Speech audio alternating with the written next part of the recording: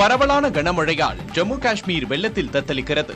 புதன்கிழமை ரஜௌரி மாவட்டத்தில் கனமழையின் காரணமாக வீட்டின் மேற்கூரை இடிந்து விழுந்ததில் தாய் மற்றும் மகள் உயிரிழந்தனர்.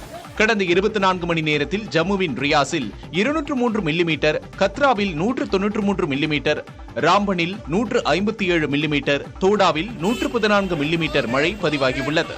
தொடர்ந்து பெய்து வரும் மழையால் தாவி, ஜீலம், செனாப் ஆகிய ஆறுகளில் வெள்ளப்பெருக்கு ஏற்பட்டு தாழ்வான பகுதிகளில் தண்ணீர் சூழ்ந்துள்ளது.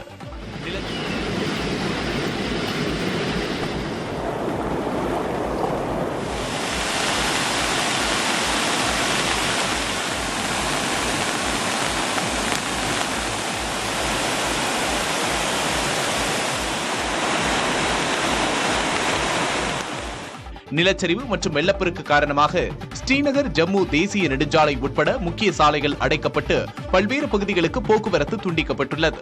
பள்ளி மற்றும் கல்லூரிகளுக்கு விடுமுறை அளிக்கப்பட்டுள்ளது. தேசிய மற்றும் மாநில பேரிடர் மீட்பு படைகள் மீட்பு மற்றும் நிவாரணப் பணிகளில் ஈடுபட்டுள்ளன. ஆயிரக்கணக்கான மக்கள் பாதுகாப்பான இடங்களுக்கு மாற்றப்பட்டுள்ளனர். கத்ரா பகுதியில் உள்ள பிரசித்தி பெற்ற வைஷ்ணவி தேவி கோவிலுக்கான யாத்திரை தொடர்ந்து 9வது நாளாக நிறுத்தி வைக்கப்பட்டுள்ளது.